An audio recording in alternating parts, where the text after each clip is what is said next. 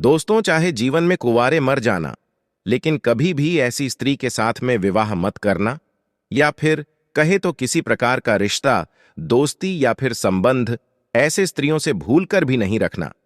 दोस्तों, आज आप जीवन की एक ऐसी सच्ची कहानी से रूबरू होने वाले हो जिससे आपको अपने आसपास के स्त्रियों के बारे में ऐसी राज पता चलेगी जिसे सुनकर आपका रूह कांप जाएगा।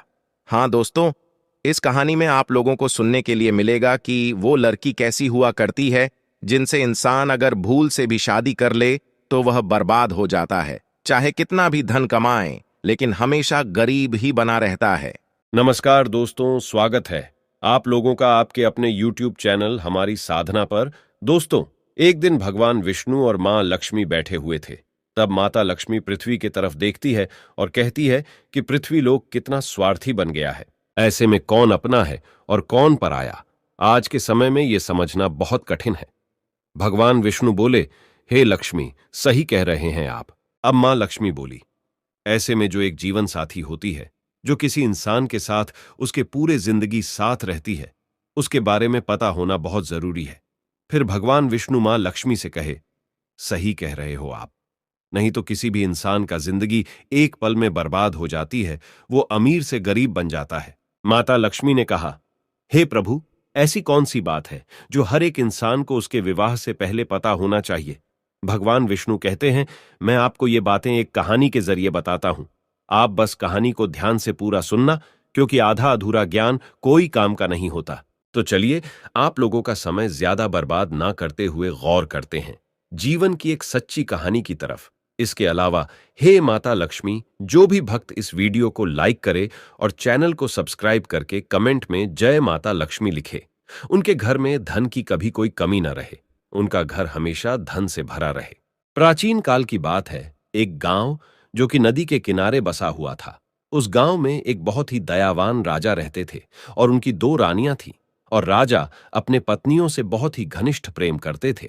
और एक दिन राजा के राजमहल में एक बेटा पैदा होता है, और इसी खुशी में गांव के जो राजा थे वो अपने दरबार में नृत्य सम्मेलन का आयोजन करते हैं। और इस नृत्य सम्मेलन में आसपास के गांव से भी कुछ लड़कियां भाग लेती है। शाम का समय था और नृत्य कला की आयोजन शुरू हो चुका था। और तभी राजा की नजर अचानक से एक सुंदर स्त्री पर पड़ती है, जिसका नृत्य देखकर राजा उन पर मोहित हो जाते हैं। और उसके बाद राजा मंत्री को कहकर अपने विवाह का प्रस्ताव उस लड़की के सामने पेश करवाते हैं। और वो लड़की इस प्रस्ताव को सुनकर के आश्चर्य में पड़ जाती है। और वो लड़की उस मंत्री से कहती है, मुझे कुछ वक्त दीजिए, मैं सोचकर बताती हूं। फिर कुछ दिनों के बाद राजा उस लड़की से शादी कर लेते हैं। फिर कुछ सालों के बाद छोटी वाली रानी को 2 पुत्र होते हैं। कुछ समय के बाद उनके तीनों बेटे बड़े हो गए, लेकिन दोस्तों, दूसरे वाले रानी को एक भी पुत्र नहीं था, क्योंकि उनके नसीब में कोई संतान प्राप्ति नहीं था। और दोस्तों, आप लोग जानते ही हैं कि राजा महाराजाओं को यह शौक हुआ करता था जंगल में शिकार का खेल खेलने का। तो जो राजा के 3 बेटे थे, उनमें से सबसे बड़ा बेटा एक दिन अपने घोड़े पर सवार होकर के जंगल में शिकार करने के लिए गया। और जंगल में शिकार खेलते खेलते पूरा दिन बीत गया, परंतु उसके हाथों से एक हिरण का वध तक नहीं हुआ। उसने एक भी हिरण को नहीं मार पाया। लेकिन तभी अचानक से सामने एक बहुत ही घने जंगल में से एक पागल इंसान निकल करके आया। वो बहुत ही अजीब सा फटा छिटा कपड़ा पहना हुआ था, और उसका व्यवहार भी थोड़ा अजीब सा था। साथ ही खाने के तलाश में इधर उधर भटक रहा था, और कंधे पे तोता बैठा हुआ था। उस इंसान और तोते के बीच में बहुत ही गहरी दोस्ती थी। दोस्तों, फिर वो राजकुमार जो कि शिकार करने आए हुए थे, वो उस पागल व्यक्ति के पास जाते हैं और पूछते हैं कि आप कौन हो, तुम यहां जंगल में क्यों भटक रहे हो। लेकिन दोस्तों, वो पागल व्यक्ति कुछ नहीं बोलता, और उसे बहुत ही तेज की भूख लगी होती है, क्योंकि वो पागल व्यक्ति खाने के तलाश में था। इतने में ही राजकुमार अपने थैले में से कुछ लड्डू निकाल करके उस पागल व्यक्ति को देते हैं, और भूखा व्यक्ति लड्डू को देखते ही लपक लपक कर खाने लगा। इतने में ही राजकुमार उस पागल व्यक्ति से पूछते हैं कि आखिर कौन हो आप, और इस घने जंगलों में अकेले क्यों भटक रहे हो, आपका परिवार कहाँ है। ये सुनते ही उस पागल व्यक्ति के हाथ से लड्डू छुटकर जमीन पर गिर जाता है, और उस पागल व्यक्ति की आंख भर आती है। वह फूट फूट कर रोने लगता है, और ये सब देखकर राजकुमार बहुत हैरानी में पड़ जाते हैं और उस पागल व्यक्ति से पूछते हैं कि आप क्यों रो रहे हो। तभी उस पागल व्यक्ति के कंधे पर जो तोता बैठा हुआ था वो कहता है, मेरे मालिक अपने बेटे के कारण इस स्थिति में जंगल में भटक रहे हैं। फिर राजकुमार कहते हैं कि ऐसा क्या हुआ इनके साथ में। तब तोता कहता है, इनके पास वाले नगर में एक लड़की है जिसका पिता एक राजकुमार है और वो अपनी बेटी की शादी करवाना चाहते हैं। परंतु वो लड़की तो शादी करने के लिए तैयार है, लेकिन उसका एक शर्त है। वो लड़की उस इंसान से शादी करना चाहती है जो उसके प्रश्नों का उत्तर दे सके। इसलिए जो कोई शादी की इच्छा लेकर के उसके पास में जाता है वो उससे एक सवाल पूछती है, और अगर कोई व्यक्ति उस सवाल का उत्तर दे देगा उसके साथ में वो विवाह कर लेगी, और अगर सवाल का उत्तर नहीं दे पाता है तो उसका शीश कटवा देती है। और इसी चक्कर में इनका एक पुत्र था जो कि उस स्त्री के द्वारा मारा गया। और मेरे मालिक यह सदमा बर्दाश्त नहीं कर पाए और अपना मानसिक संतुलन खो दिए, और इसी वजह से इनका राज्य भी अब उस स्त्री के कब्जे में है। इतना बात होते ही वो व्यक्ति वहां से चला जाता है, और यह सारी बात सुनकर राजा के दिल और दिमाग में उस राजकुमारी वाली बात बैठ जाती है। और वापस शिकार पर से महल के तरफ लौटते समय भी पूरे रास्ते उसी राजकुमारी का ख्याल उस राजकुमार के दिमाग में चल रही थी। राजा जब लौट करके अपने घर आए तो घर आकर के रात्रि में लेटकर आराम तो कर लिया, लेकिन सुबह में भी वही राजकुमारी के ख्यालों में डूबे हुए थे। अब राजा से रहा नहीं गया और वो शीघ्र ही अपना घोड़ा उठाते हैं और उस राजकुमारी के महल की तरफ चल देते हैं। और तभी राजकुमार के माता पिता उनसे पूछते हैं कि बेटा कहाँ जा रहे हो। तब राजकुमार कहता है कि हमारे बगल वाले राज्य में एक राजकुमारी रहती है और वो विवाह करना चाहती है, परंतु उस राजकुमारी का ये कहना है कि उसका कोई प्रश्न है कि जो कोई उसके प्रश्न का उत्तर दे देगा वो उसके साथ विवाह कर लेगी, और जो नहीं दे पाता उसका सर कटवा देती है। अब तक उसके चक्कर में कई लोग मारे गए हैं और कई राज्यों को वो स्त्री अपने कब्जे में ले रखी है। ये सुनकर राजकुमार के माता पिता ने राजकुमार को बहुत रोकने की कोशिश की, परंतु राजकुमार उनका एक भी नहीं सुना और राजकुमारी के महल की ओर निकल जाते हैं। महल पर पहुंचते ही राजकुमार ने विवाह का प्रस्ताव रखा तो राजकुमारी कहती हैं कि मैं आपसे विवाह करने के लिए तैयार हूं, परंतु आपको मेरे एक प्रश्न का उत्तर देना पड़ेगा, तभी मैं आपसे विवाह कर पाऊंगी, और अगर आप मेरे प्रश्नों का उत्तर नहीं दे पाते हैं तो आपका सर कटवा दिया जाएगा। राजकुमार ने इस शर्त को स्वीकार कर लिया और बोला, राजकुमारी पूछिए, आपका क्या प्रश्न है? मैं आपके प्रश्नों का उत्तर देने के लिए तैयार हूं। फिर राजकुमारी अपना वह एक प्रश्न पूछती है जो अभी तक कई लोगों से पूछती आ रही थी, और जब राजकुमारी ने प्रश्न पूछा तो वो राजकुमार देखता रह गया। जब उत्तर नहीं आया तो राजकुमार का शिष्य कटवा दिया गया। दोस्तों, ऐसा कौन सा प्रश्न था जो कि राजकुमारी पूछती थी, लेकिन कोई भी इनके प्रश्नों का जवाब नहीं दे पाता था? इसके बारे में आपको आगे वीडियो में जरूर पता चल जाएगा कि राजकुमारी ऐसा क्यों करती थीं। क्यों हर वो व्यक्ति जो राजकुमारी से शादी करना चाहता था उससे वही एक सा प्रश्न पूछा करती थी। जब बड़े वाले भाई मारे गए तब बड़े से छोटा, दूसरे नंबर के राजा ने विचार किया कि वो राजकुमारी के पास जाएगा और अपने भाई का बदला लेगा, परंतु जैसे ही राजकुमारी उसके सामने आती है तो वो राजकुमार उस राजकुमारी को देखकर उन पर मोहित हो जाते हैं और खुद में सोचते हैं कि ये कितनी सुंदर स्त्री है, काश मैं इनसे विवाह कर पाता। लेकिन फिर राजा राजकुमारी से कहता है, मेरे बड़े भाई कहाँ हैं? तो राजकुमारी कहती हैं कि मुझे इसके बारे में कुछ नहीं पता। ये सब सुनकर राजकुमार फिर से सोच में पड़ जाते हैं। तब राजकुमारी राजकुमार से कहती हैं, क्या सोच रहे हो? तब राजकुमार कहता है कि आप कितनी सुंदर हो, मैं आपसे विवाह करना चाहता हूं। तो फिर राजकुमारी कहती हैं, मैं आपसे विवाह तो कर लूंगी, लेकिन मेरा एक प्रश्न है, पहले आपको उस प्रश्न का उत्तर देना पड़ेगा। तो राजकुमार कहता है कि ठीक है, आप अपना प्रश्न पूछो। लेकिन दूसरे वाले राजकुमार भी उनके प्रश्नों का उत्तर नहीं दे पाते हैं और उनका भी सर कटवा दिया जाता है। इसी प्रकार उस विवाह के चक्कर में उस राजा के 3 लड़के थे, उनमें से 2 लड़के मारे गए। अब बचा सबसे छोटा वाला, वो भी अपने घोड़े को लेकर राजकुमारी के महल की ओर चल देता है। उनके माता पिता ने उन्हें रोकने की बहुत कोशिश की, लेकिन छोटे वाले भाई इनकार करते हुए कहता है, हम जा रहे हैं उस हत्यारी राजकुमारी से अपने भाइयों का बदला लेने, या तो मैं उस हत्यारिन से बदला लेकर के आऊंगा, अन्यथा आप ये समझ लेना कि आपका कोई बेटा था ही नहीं। उनके माता पिता ने उन्हें बहुत रोकने की कोशिश की, लेकिन वो बदला लेने के चक्कर में चल देता है।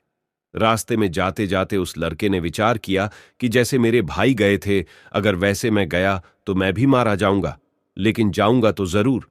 पर कुछ सोच समझने के बाद उसने क्या किया कि उस राजकुमारी की महल से थोड़े हटकर एक बगिया थी, उसने अपने घोड़े को वहीं पर छोड़ दिया और उस बगिया के अंदर चला गया। और राजकुमारी वहां पर उस शांत वातावरण में विश्राम करने के लिए आया करती थी। अब उस बगिया में एक सरोवर था और उस सरोवर के किनारे वह राजकुमार एक आम इंसान के वेशभूषा में खड़ा था। जी हां दोस्तों, सभी लोग बड़े ध्यान से सुनना, ये बहुत ही अलौकिक कहानी है। दोस्तों, राजकुमार सरोवर के किनारे खड़ा था और तब राजकुमारी अपने कुछ सहेलियों के साथ बगिया में आई।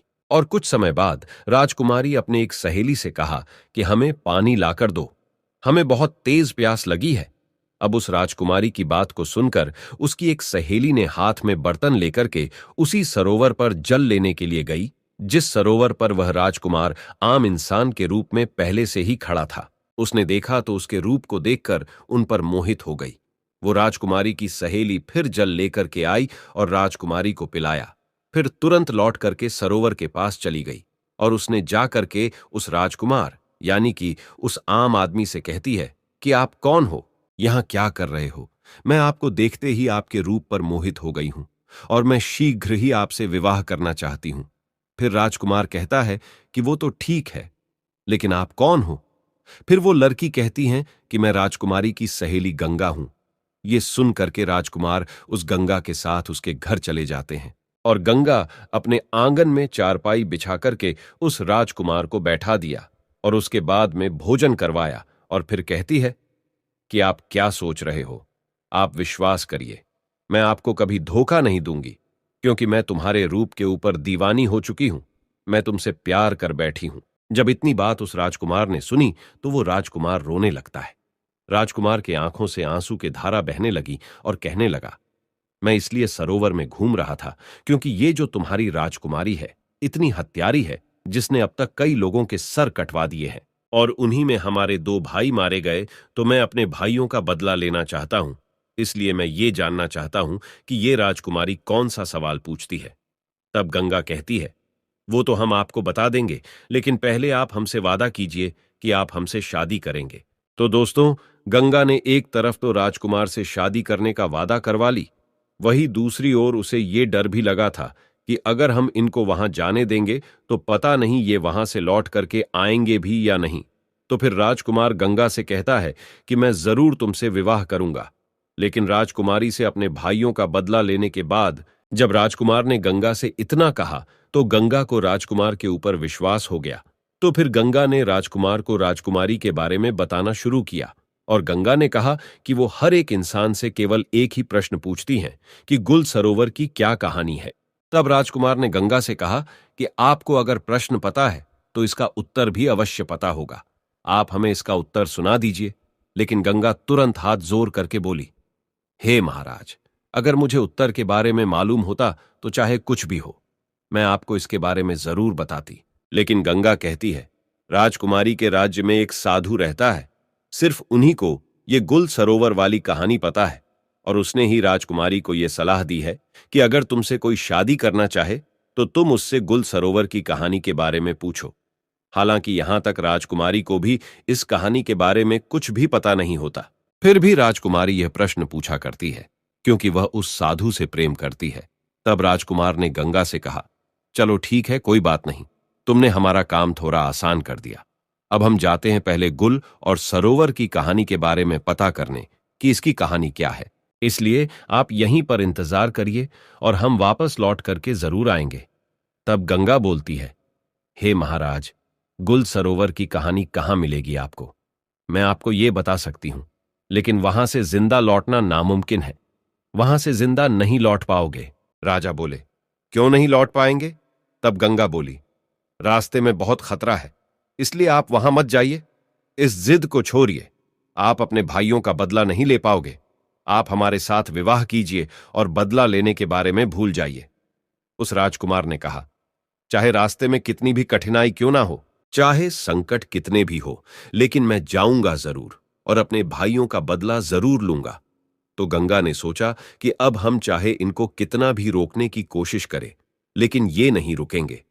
तो फिर गंगा ने खुद एक घोड़ा और एक तलवार राजकुमार के हाथ में दिया और कहा कि ये घोड़ा और ये तलवार तुम्हारे काम जरूर आएगी। इसलिए आप एक काम करना, यहां से ठीक दक्षिण दिशा की तरफ जाओ, और जब आप दक्षिण दिशा की तरफ जाओगे तो आगे आपको गुफा में एक शेर मिलेगा, और उस शेर से आपको डरना नहीं है, क्योंकि वह शेर बूढ़ा हो चुका है, जिस वजह से वो शिकार नहीं कर पाता और बहुत भूखा रहता है।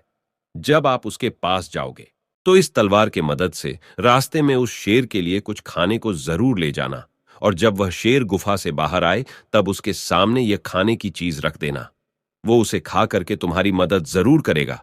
बस इतना ध्यान रखना कि आप जब जंगल में थोड़ा आगे बढ़ोगे तो आप समुद्र के किनारे पहुंच जाओगे, तो वहां से आगे आपको समुद्र के उस पार जाना होगा। और इतना कहकर गंगा राजकुमार को विदा कर देती है, और राजकुमार दक्षिण दिशा में जंगल की तरफ निकल जाते हैं। जाते समय गंगा बोलती है, महाराज भूल मत जाना, लौट करके जरूर आना, चाहे कुछ भी हो जाए। मैं आपका जीवन भर इंतजार करूंगी, मुझे आप भूलोगे तो नहीं। तो उस राजकुमार ने विश्वास दिलाते हुए बोला कि आप चिंता मत करो, मैं लौट करके जरूर आऊंगा और तुमसे विवाह करूंगा, इसलिए आप तनिक भी चिंता मत करो।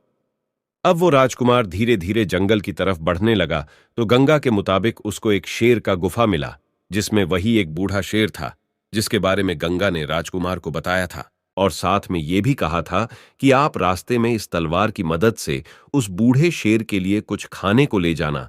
तो वो राजकुमार बिल्कुल ऐसा ही करता है और उस शेर के सामने खाना रख देता है। चूंकि शेर बहुत भूखा था तो वो खाना देखते ही बहुत खुश हो जाता है और लपक कर खाना शुरू कर देता है। राजकुमार देखता है कि अब तो शाम हो चुकी है, जिस वजह से हल्का हल्का ठंड भी लगने लगता है और कुछ देर में अंधेरा भी हो जाएगा। तो वो क्या करता है कि आसपास से कुछ लकड़ियां इकट्ठा करके ले आता है और गुफा के सामने थोड़ा सा आग जला लेता है। तब उसी आग के पास में आकर वो शेर राजकुमार के बगल में बैठ जाता है और राजा उस शेर को सहलाने लगता है, और कुछ समय बाद राजकुमार को आंख लग जाती है। राजकुमार वहीं पर सो जाता है। फिर अगले सुबह होते ही राजकुमार उस शेर के साथ जंगल में आगे दक्षिण दिशा की तरफ बढ़ने लगता है। चलते चलते जंगल में राजकुमार को आगे कई मुसीबतें आती हैं। कई तरह के जानवर राजकुमार के सामने आते हैं, लेकिन उस बूढ़े शेर की दहाड़ से सभी जानवर डर के भाग जाते हैं। और इसी तरह राजकुमार उस बूढ़े शेर के साथ चलते चलते समुद्र के किनारे पहुंच जाते हैं, और पहुंचते ही देखते हैं कि थोड़े दूर पे एक व्यापारी कई हाथियों पे सामान लादकर कुछ सैनिकों के साथ समुद्र के तट पर खड़े हैं। अब वो राजकुमार उस व्यापारी के पास जाता है तो व्यापारी उससे पूछता है कि कौन हो आप, यहां क्या कर रहे हो। फिर राजकुमार अपने साथ बीती हुई घटना को उस व्यापारी को बताता है और कहता है, मुझे किसी भी तरह समुद्र के उस तरफ जाना है। इतने में ही व्यापारी देखता है कि समुद्र के उस पार से उसकी नाव आ रही है, जिसपे वह व्यापारी सामान को रखवाकर समुद्र के उस पार पहुंचवाया करता है। नाव के समुद्र के किनारे पहुंचने के बाद वह व्यापारी सामान को नाव पर रखवाता है, और इतने में वह राजकुमार उस व्यापारी से कहता है, आप कृपा करके मुझे भी इस नाव की मदद से समुद्र के उस पार पहुंचवा दें। फिर व्यापारी ने कहा, अगर अब इस नाव पर थोड़ा सा भी वजन बढ़ेगा तो यह नाव डूब सकती है। मुझे माफ करें, मैं आपकी मदद नहीं कर पाऊंगा। राजकुमार ने कहा, अब तो आप सब कुछ जानते हैं, मेरा समुद्र के उस पार जाना कितना जरूरी है। आप एक काम करिए, मेरे पास कुछ सोने के सिक्के हैं और ये गले की चेन, इसको आप रख लीजिए, परंतु मुझे इस नाव से जाने दीजिए। दोस्तों, वो व्यापारी बहुत ही लालची था, इसलिए वह राजा के दिए हुए सोने की सिक्के और उसकी चेन रख लेते हैं और नाव से सैनिक के द्वारा कुछ सामान उतरवा के राजा को उस नाव पर जाने देते हैं। और इसी तरह राजकुमार उस नाव पर बैठकर समुद्र के उस पार गुल और सरोवर की कहानी के तलाश में निकल जाते हैं। ठीक 15 दिन बाद राजकुमार समुद्र के उस पार एक नगर में पहुंच जाते हैं और नगर में गुल और सरोवर की कहानी के तलाश में इधर उधर भटकने लगते हैं। और देखते देखते वो राजकुमार एक राज्य में पहुंचते हैं, और जिस राज्य में वो पहुंचे उस राज्य का नाम गुल होता है और वहां के राजा का नाम सरोवर था। वहां पर पहुंचकर राजकुमार देखता है कि सरोवर नाम के राजा के राज्य में नृत्य कला होता था और वहां पर कई लोग आया करते थे। संगीत बजता था, नृत्य कला होता था, सभा में चारों ओर आनंद का माहौल रहता था।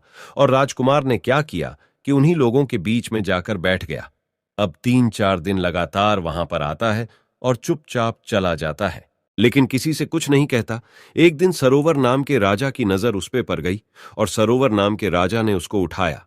सभा के अंत में उससे कहा, मैंने आपको देखा कि आप 3-4 दिन से आते हो, ना किसी से कुछ कहते हो और ना ही किसी से कुछ बोलते। आप इस राज्य के नहीं लगते हो। इससे पहले कभी यहां दिखाई भी नहीं दिए। कौन हो आप?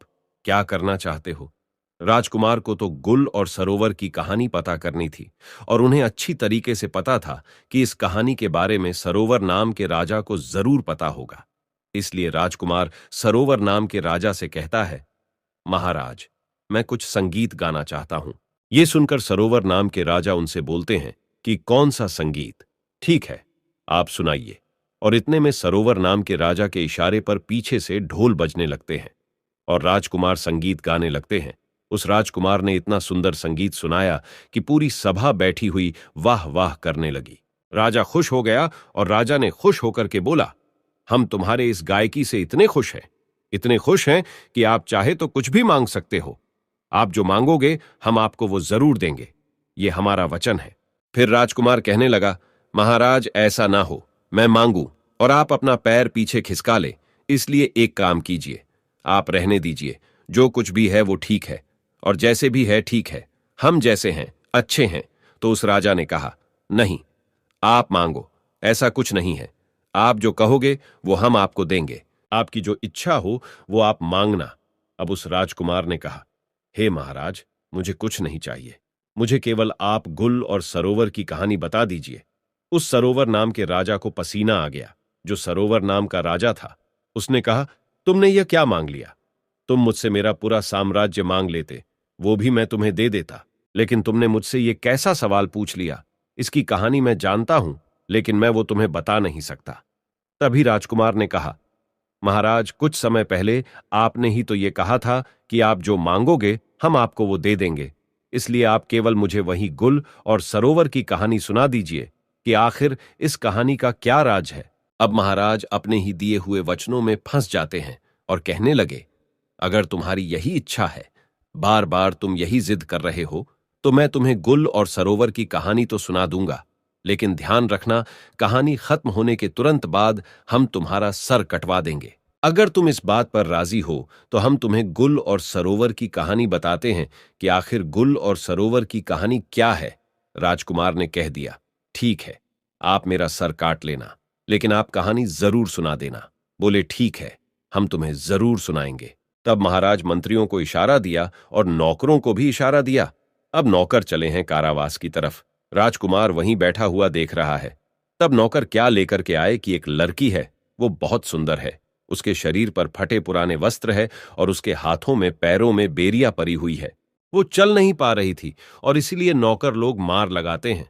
अब वो राजकुमार देखता रह गया, ये क्या है, मेरी समझ में नहीं आया। तब तक उस लड़की को ला करके सरोवर महाराज के सामने खड़ा कर दिया। अब राजकुमार के सामने उस सरोवर नाम के राजा ने कहानी शुरू की। तुम सुनना चाहते थे गुल सरोवर की कहानी क्या है?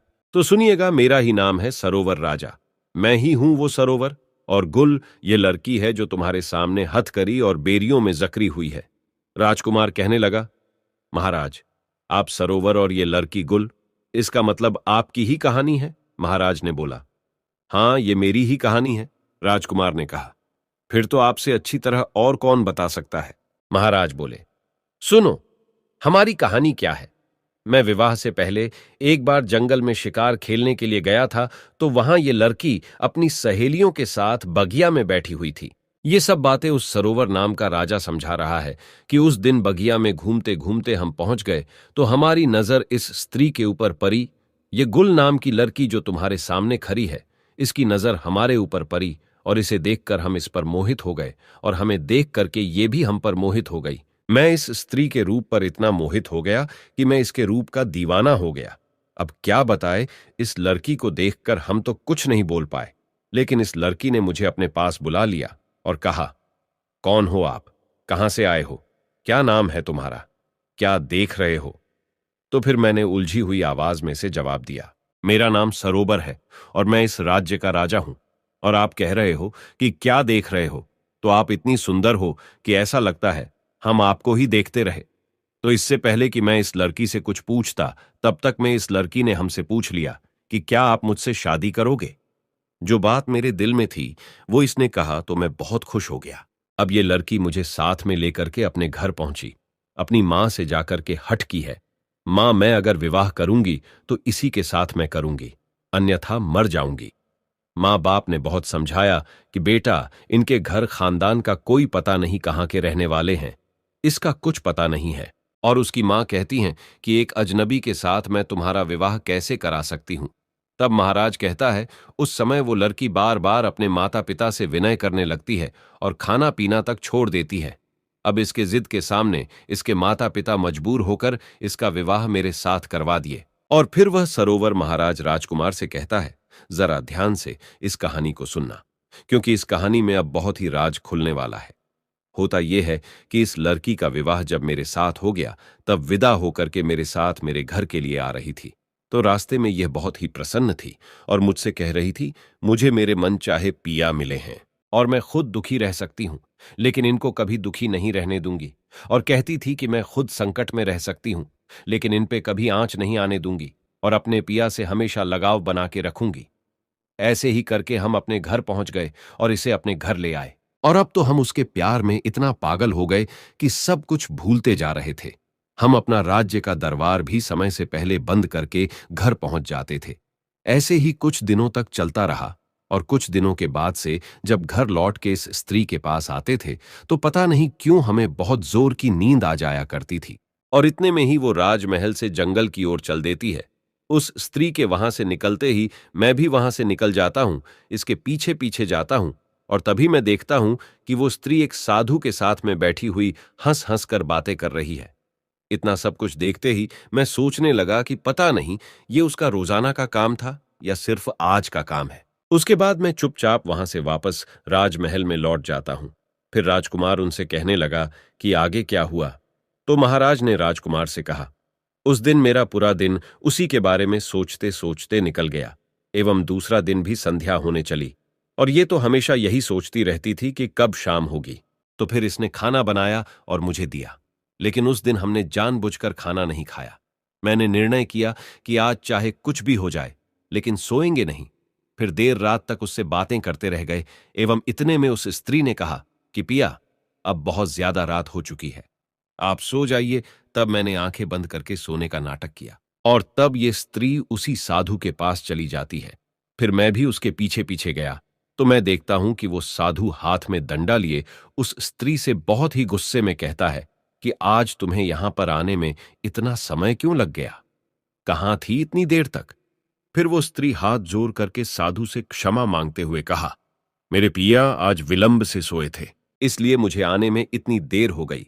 फिर स्त्री ने साधु से कहा कि अगले बार से ऐसा कभी नहीं होगा, क्योंकि अगले बार मैं उसके खाने में जहर देकर के उसे सदा के लिए सुला दूंगी और आपके पास आ जाऊंगी। तभी मैंने उसके मुख से यह बात सुनी तो मुझे बहुत ही तेज पसीना आने लगा और मैं घबरा गया। उसी समय उस साधु की नजर मुझ पर पड़ जाती है और साधु ने उस स्त्री से कहा कि उस पैर के पीछे छिप करके मुझे कोई देख रहा है। तो फिर वो जो गुल नाम की लड़की थी उसकी नजर मेरे ऊपर पड़ी। तभी वो स्त्री ने चिल्ला चिल्ला कर कहा कि ये तो मेरे पिया है, आप उसे मार डालिए। फिर क्या था कि वो दो और मैं अकेला, वो दोनों ने मिलकर मुझ पर आक्रमण किया और मुझे मारने की कोशिश की और हमारे बीच युद्ध छिड़ गया और फिर मैं युद्ध करते करते नीचे गिर गया। उस साधु ने मुझे कसकर दबा लिया कि तभी ये जो स्त्री है ये स्त्री नहीं बल्कि हत्यारीन है। उसके बाद ये स्त्री ने तलवार लेकर मेरे सीने पर बैठ गई और तभी वो जो साधु था वो वहां से भाग जाता है। फिर मुझे कुछ समझ में नहीं आ रहा था कि मैं क्या करूं। और जैसे ही ये स्त्री मुझे तलवार से मारने वाली ही थी कि इतने में महाराज उस राजकुमार से कहता है कि ये जो कुत्ता तुम सामने देख रहे हो, उस वक्त ये कुत्ता आता है और रानी पे काबू करके मेरी जान बचा लेता है। और जो वह साधु था वो समुद्र के उस पार मेहर नाम के राजकुमारी के राज्य में जाकर छिप गया है। राजकुमार को महाराज की पूरी बात समझ में आ गई और महाराज कहते हैं कि ये थी पूरी गुल और सरोवर की कहानी। अब मैं अपने वादे के अनुसार पूरी कहानी तुम्हें सुना दी। अब तुम इस वादे के अनुसार अपना सर कटवाओ। इतने में राजकुमार ने कहा कि महाराज आप मेरा सर काट लीजिएगा, लेकिन उससे पहले मुझे ये बता दीजिए कि उस रानी ने उस साधु को अपने राज्य में क्यों छिपने दिया, अब तक क्यों छिपा करके रखा है और जब राजकुमार ने ये कहा तो अब सरोवर महाराज जो है वो अपने ही दिए हुए वचनों में फंस गया एवं इस सवाल का जवाब नहीं दे पाने के कारण राजकुमार को छोड़ दिया और कहा, मैं तो तुम्हें छोड़ दे रहा हूं, लेकिन आज के बाद मेरे इस राज्य में कभी नजर नहीं आना। राजकुमार ये सब सुन के उस मेहर नाम के राजकुमारी के महल की ओर चल देते हैं। कुछ दिनों के बाद जब राजकुमार मेहर नाम के राजकुमारी के महल में पहुंचते हैं तो राजकुमारी से कहते हैं, मुझे आपसे विवाह करना है। फिर मेहर कहती है, आपको पहले मेरे एक प्रश्न का जवाब देना पड़ेगा, तभी मैं आपसे विवाह करूंगी, और अगर आप जवाब नहीं दे पाते हैं तो आपका सर कटवा दिया जाएगा। दोस्तों, अब राजकुमार को तो पहले से ही पता था कि राजकुमारी क्या प्रश्न करने वाली है, इसीलिए राजकुमार ने शर्त स्वीकार कर लिया और कहा, हां पूछो, क्या प्रश्न है तुम्हारा? मैं तुम्हारे प्रश्नों का उत्तर देने के लिए तैयार हूं, लेकिन तुम शायद इस कहानी को सुनने के बाद अपने क्रोध पर काबू नहीं कर पाओगे। अब राजकुमारी सोचती है कि आखिर ऐसा क्या है इस कहानी में जिसे सुनकर मैं क्रोधित हो जाऊंगी। राजकुमारी इस बात पर ध्यान नहीं देते हुए राजकुमार से कहते कि आप कहानी सुनाओ, क्योंकि राजकुमारी उस साधु के प्रेम में अंधी होती है। अब राजकुमार कहानी सुनाता है और जैसे ही कहानी पूरी होती है तो राजकुमारी कहने लगी, ऐसा क्या था इस कहानी में जो मुझे क्रोध आता? राजकुमार बोले, जिस साधु के प्रेम में तुम अंधी हो वो वही गुल सरोवर वाला साधु है जो वहां से भागकर समुद्र के इस पार तुम्हारे पास आकर छिपा हुआ है। अब मेहर को विश्वास नहीं होता और वो तुरंत राजमहल से निकलकर अपने राज्य में उस साधु के यहां पहुंचती है और उस मेहर के साथ पीछे से वह राजकुमार भी जाता है और मेहर उस साधु से पूछती है कि तुम कौन हो। साधु घबरा जाता है और कुछ बोल नहीं पाता। इतने में राजकुमारी समझ जाती है कि यह पक्का वही इंसान है। अब राजकुमारी उस साधु से कहती है, तुम्हारे चक्कर में कई लोगों का सर कटवाया गया, तुम खुद सभी लोगों को जंगल में ले जाकर के सिर कटवाए हो, अब तुम्हें भी सजा मिलेगी, तुम्हारा भी सर राज्य के सभी लोगों के सामने कटवाया जाएगा। इतने में साधु बोलता है, राजकुमारी मुझे माफ कर दो, मैंने किसी का जान नहीं लिया, वो सभी लोग अभी भी जिंदा हैं। तब वो राजकुमार जो मेहर के साथ आया था उस साधु से पूछता है कि कहाँ हैं सभी लोग, तुम मुझे जल्दी से बताओ। अब वह साधु मेहर और राजकुमार को एक ऐसी जगह पे लेकर जाता है जहां पर वो सभी लोगों को कैद करके रखा था। राजकुमार सभी लोगों को वहां से आजाद कराता है और उनके दोनों बड़े भाई भी मिल जाते हैं और राजकुमारी उस साधु को हमेशा के लिए उसी कैद में बंद कर देती है। तब राजकुमार उस मेहर नाम के राजकुमारी से कहते हैं, आपका बहुत धन्यवाद, आज आपके वजह से मैं अपने भाइयों से मिल पाया, जहां मुझे लग रहा था कि मेरे दोनों बड़े भाई कब का मर चुके हैं। और इतना बोलने के बाद राजकुमार मेहर नाम के राजकुमारी से कहते हैं, जीवन में कभी भी किसी इंसान को दूसरे पे विश्वास नहीं करना चाहिए जब तक कि आपको उस दूसरे इंसान के बारे में पूरी जानकारी नहीं हो, क्योंकि ज्यादातर इंसान के अंदर खुद के लिए स्वार्थ छुपा होता है। राजकुमार कहता है, जब कोई इंसान कभी कभी किसी परिस्थिति में चतुराई या चालाकी दिखाता है या दूसरों को बेवकूफ मानते हुए कोई अभिनय, ढोंग या पाखंड करता है तो इसे त्रिया चरित्र कहते हैं कि कैसे जब एक इंसान को अपना स्वार्थ दिखने लगता है तो वह अपने लोगों को भी बेवकूफ बनाकर अपना स्वार्थ को पूरा करता है और उसके साथ रहने वाले लोगों को इसके बारे में भनक तक नहीं लगता कि यह स्त्री या पुरुष त्रिया चरित्र की खेल कर रहा है। आज के टाइम में हर दूसरा लोग त्रिया चरित्र कर रहा है जिसके अंदर थोड़ा सा भी स्वार्थ है। इसलिए दोस्तों, जो आपके दिल के करीब है उसके बारे में आप पूरी जानकारी रखिए कि उसके अंदर खुद को लेकर कोई स्वार्थ तो नहीं छुपा है, और अगर ऐसा है तो आप उनसे थोड़ा दूर ही रहिए, क्योंकि ऐसे में आपको जिंदगी के हर एक कदम पर धोखा ही मिलेगा, क्योंकि एक स्वार्थी इंसान अपने स्वार्थ के लिए जिंदगी में कुछ भी कर सकता है। और राजकुमारी मेहर से इतना कहने के बाद वो राजकुमार अपने भाइयों के साथ महल की ओर चल देता है। दोस्तों, वीडियो पसंद आई हो तो लाइक जरूर करें, चैनल को सब्सक्राइब करें और अपने ऐसे दोस्तों के साथ शेयर जरूर करें जिसे त्रिया चरित्र के बारे में पता ना हो। और दोस्तों, सच्ची श्रद्धा से कमेंट में जरूर लिखे, जय श्री राम, जय हनुमान, साथ ही देवों के देव हर हर महादेव सदैव आप पर अपनी कृपा बनाए रखे। प्रिय मित्रों, वीडियो को अंत तक देखने के लिए धन्यवाद। जय श्री राम।